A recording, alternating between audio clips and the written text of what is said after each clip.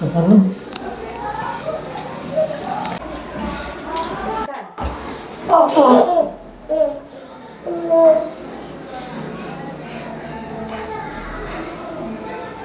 Çocuklarım küçük olduğu için çalışamıyorum. Haliyle kira ödemem gerekiyor.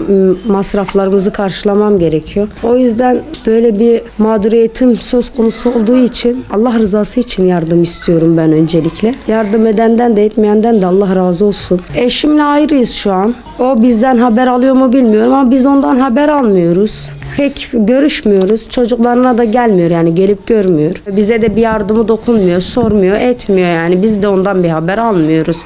Şu an ben çalışmıyorum. Belli bir süreye kadar çalışıyordum önce. Bir arkadaşım çocuklarıma bakıyordu. Sonra tatlı bir dille kendisi artık bakamayacağını söyleyince çocuklar da küçük olduğu için aklım kalıyor. Gidemiyorum bir yere. O yüzden mağdur olduk yani.